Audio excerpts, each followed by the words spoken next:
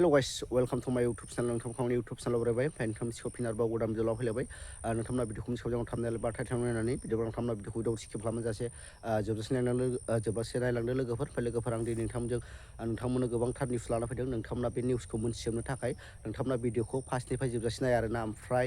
चेनेलाव गोदान बा चेनेलखौ साबस्क्राइब खालामनानै ला जाहाथे बेफोरबायदिनो गोदान गोदान निउस आपडेट एबा निउस खोनासंनो मोनबाय थागोन आंनि नैबे चेनेलनि गेजेरजों ओमफ्राय गोबांथार रोखोमनि निउस लाना फैयो आंनि बाव लोगोफोर ओमफ्राय जोंना फार्स्ट निउस एबा आपडेटआव दङ जोंना फार्स्टआव मोनसे भिडिअआ गोबांथार फेसबुकआव भाइरेल जागासिनो दं ओमफ्राय गोबांथार अनसायनायबो मोनदों आरोना बे भिडिअखौ ओमफ्राय बेयो मा भिडिअ होनना बुङोब्ला नोंथांमोना आं बे भिडिअखौ डाइरेक्ट होनो हागोन नोंथांमोना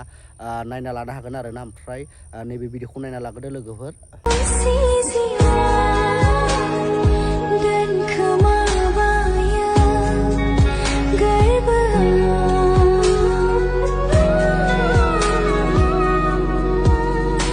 नोंथांमोना भिडिअखौ नुखाबाय भिडिअखौ नुनानै माबादि मोन्दों माबादि नांदों गोसोआव नोंथांमोना कमेन्ट बक्सनि गेजेरजों फोरमायहरनो दाबावथार लोगोफोर ओमफ्राय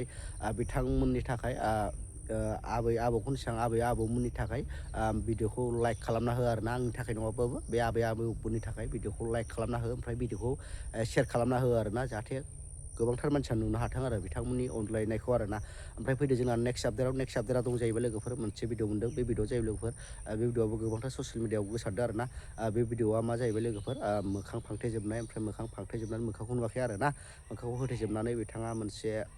मा होनो भिडिअ बानायनानै निउस चेनेलनि गेजेरजों होनाय जादों आरोना नोंथांमोना बे भिडिअखौ नुवाखैब्ला नोंथांमोना नायनानै लानो हागोन आरोना बिथाङा मोखां फांथेजोबनानै मा खोथा बुंदों सोरनि सायाव मा बुंदों नोंथांमोना बे भिडिअखौ नायना लानो हागोन आं नोंथांमोनो बे भिडिअखौ होनो हागोन आरोना नायना लादो भिडिअ लोगोफोर बड'लेण्डनि मिडियासफोरखौहाय नोंथांमोनहा दिनै पलिटिशियानफोरजोंल' फिजानायमोन नामा दिनै दिनाव जेबो कन्टेन्टआनो गैला आरो आं बुंनो थांगोन जोंनि माखासे पलिटिकेल लिडारफोरखौहाय दिनैनि दिनावहाय नोंथांमोनहा इलेक्सननि सिगां बहुत खोथा दामबोबाय पाब्लिकनि सिगाङावहाय बहुत खोथा होनबोबाय गाव देरहासार जानायनि थाखाय जोंनावहाय एमपि इलेक्सन जोबनानै थांबाय एमसिएल इलेक्सन जोबनानै थांबाय आरो एमएलए इलेक्सनबो जोबनानै थांबाय बेनि गेजेराव जों पाब्लिकफ्रा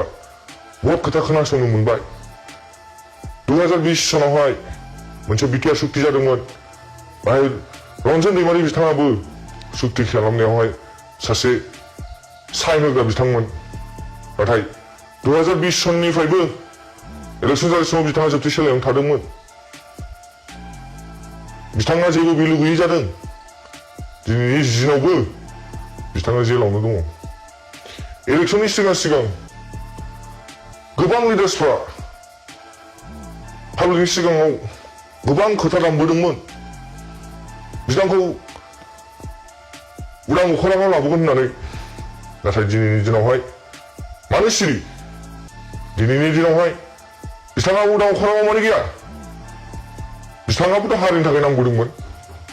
नङा होनबा बिथांखौ दिनै मानो जों उदां अख्राङाव लाबोनो हाया बिथाङाबोथ' सुक्ति जानाय सम बेयो 2020 सनावहाय बिथाङाबोथ' साइन होबोदोंमोन नाथाय दिनैनि दिनावहाय बिथांखौ माने जों उदां अख्राङाव लाबोनो हायाखै दा गिदों बिथांखौ उदां अख्राङाव लाबोयोबा जोंहा जेबो पावाराव थानाय नंला होननानैहाय फैदो दानिया नेक्स्ट आपडेटआव लोगोफोर नेक्स्ट आपडेटआ जाहैबाय लोगोफोर दिल्लीयाव क'क्राझ जनता पार्टिया दिनै गिबि खेब प्रेस कनफारेन्स खालामदों आरोना बिथांमोना जुन दाननि 6 खालार खालि बिथांमोना सोमावसारगोन ओमफ्राय बिथांमोना बे सोमावसारनायनि थासारि आरो पार्टिनि गाहाय दाबिफोरखौ मिडियानि सिगाङाव फोरमायो आरोना लोगोफोर फैदो लोगोफोर दानिया नेक्स्ट आपडेटआव दं जाहैबाय लोगोफोर जोंना सारअन्थाइ गावनायाव फरायसाजों लोगोसे 10 सुबुंनि गोब्राब जखम मैया बुधबारखालि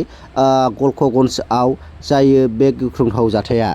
फैदो लोगोफोर दानिया नेक्स्ट आपडेटआव दं जोंहा गाहाय मन्त्रि नरेन्द्र मदिया दिनै गोदान दिल्लीनि हायदराबाद हाउसआव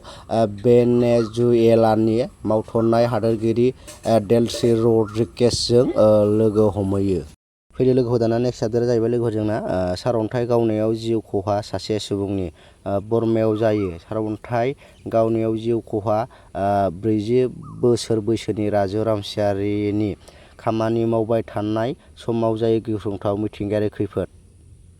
ओमफ्राय लोगोफोर नोंथांमोना गासिबो भिडिअखौ नुबाय ओमफ्राय नुनानै माबायदि नांदों भिडिअ बानायनाया माबायदि जादों नोंथांमोना कमेन्ट बक्सनि गेजेरजों फोरमायहरनो दाबाव आरोना लोगोफोर ओमफ्राय भिडिअखौबो हाजासे शेयार खालाम ओमफ्राय आं भिडिअखौ बारा गोलाव मोनला अलरेडि भिडिअ एसे गोलावानो जाखाबाय बेनि थाखायनो भिडिअखौ एसेखिनियावनो दोनथ'नाय जाबाय लोगोफोर भिडिअखौ मोजां मोनोबा लाइक शेयार साबसक्राइब खालाम थाबै लोगो मोनसिगोन नेक्स्ट भिडिअ बाय